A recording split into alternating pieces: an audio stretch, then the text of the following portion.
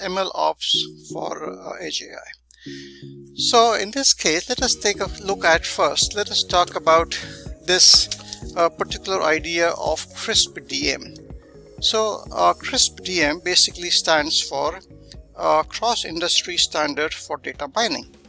And this is something that has been used by the industry for a long time, and it works very well. It has a very logical framework. So we are going to first of all understand the framework, and then we will try to apply it for the cases of Edge AI. So in this framework, as we start from this point, we will see that basically data drives every stage of this particular framework. So it starts with business understanding. What problem are you trying to solve?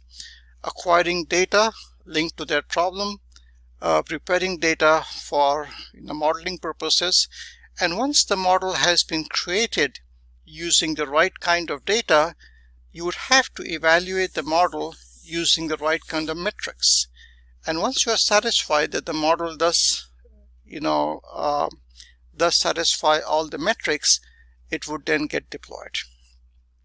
So this framework, if we extend it to our application for Edge AI, it is there is a one-to-one correspondence. We would be following a process which is going to be very, very similar to what we just discussed. So now in this case, one would have to understand what is the application requirement. So the application requirement could be that you are trying to understand the sound made by a car while it is being tested.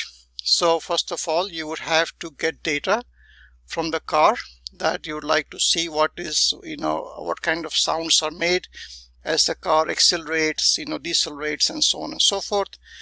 And using that data, one would create some kind of an image classification model for using the sound spectrogram, and then they would evaluate the model and check that does the model work well on existing data. Since there are data from thousands of cars, you would check whether that sound model works with your existing test data. If it does, you would then one would then create some kind of an inference API and then deploy the model on an inference engine. So the inference engine could be a Linux-based single board computer, and that could be using the Renesas RZV2L chip.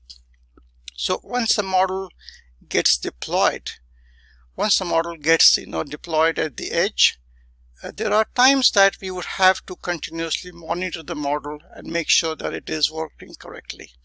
So if we see that the model's accuracy is deteriorating with time, we would have to update the model based on the newly acquired data. Let's talk about what are the components. So once you have, so it is not something trivial. It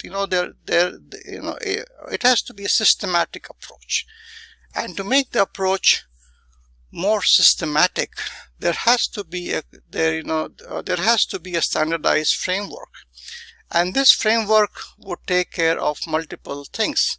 So it would start with doing data analysis. So there has to be some kind of scripts or some kind of automation that would be going into acquiring data, exploring data, profiling, cleaning, and transforming data. So there has to be a certain framework that would look at data analysis. And after this, there has to be there needs to be a second step, which would involve experimentation to then create the best model.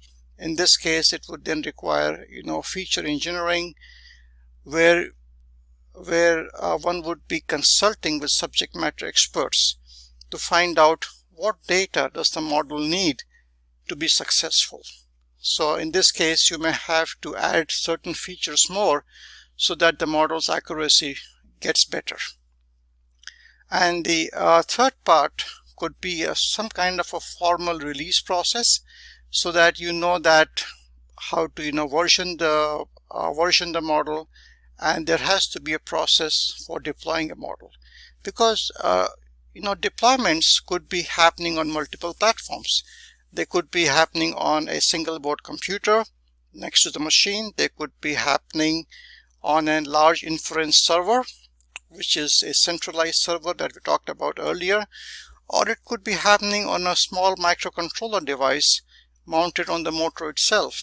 So there has to be a process to version and to know about each model that gets deployed.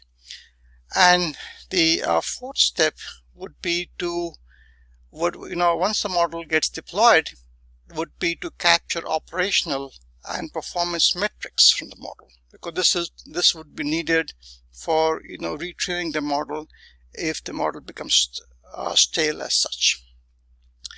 And once the model gets retrained, then the model has to be updated again, and there has to be some kind of a visualization tool that could be some kind of a dashboard to display metrics related to the model and the corresponding model data that was in fact needed for the creation of the model.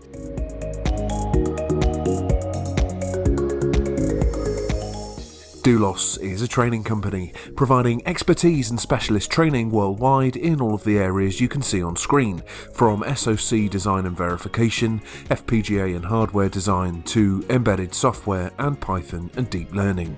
You can watch the rest of Rahul's webinar, Connecting AI to IoT Applications, whenever you want by heading over to our website www.doulos.com/od and registering for free. For more free tips and tutorials, visit the know-how area of our website, and don't forget to subscribe to our YouTube channel. Thanks for watching.